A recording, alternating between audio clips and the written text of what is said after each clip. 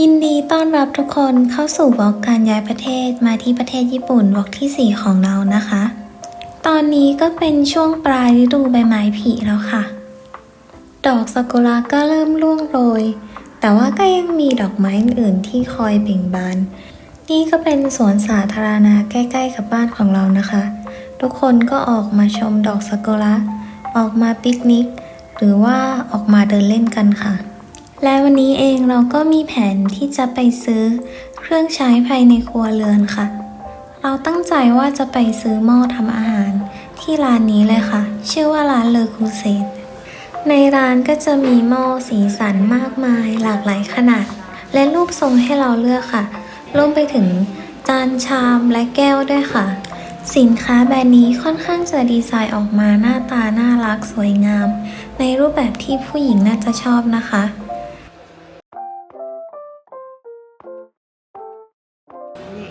18000円ぐらいのお鍋が1個セットでつけられるので、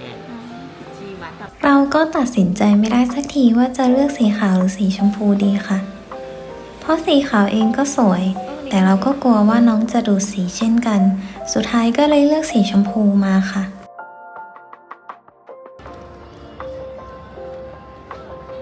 หลังจากเลือกซื้อของใช้ภายในครัวเสร็จแล้วก็แวะเดินดูน้องหมาน้องแมวในร้านหน่อยค่ะ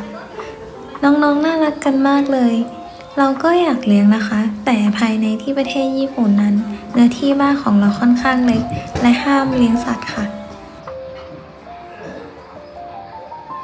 ที่เอาท์เลทที่เรามาซื้อของก็จะมีร้านค้ามากมาย รวมไปถึงร้านค้ากิฟต์ช็อปน่ารักแบบนี้ด้วยนะคะ แล้วก็ชอบเดินมาดูบ่อยๆด้วย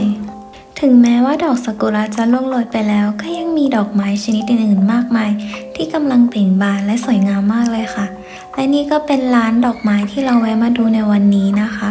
มีดอกไม้มากมายและสวยงามมากๆ เราเองก็อยากปลูกดอกไม้เช่นกันค่ะ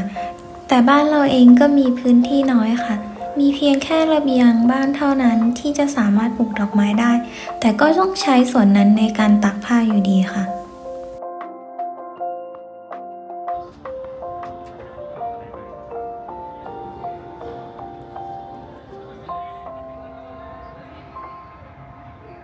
ในตอนเย็นระหว่างกลับบ้านเราก็แวะมาดูต้นซากุระใหญ่แถวบ้านเราค่ะ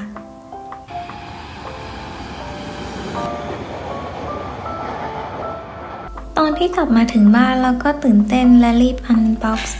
น้องๆออกมาทันทีเลยนะคะ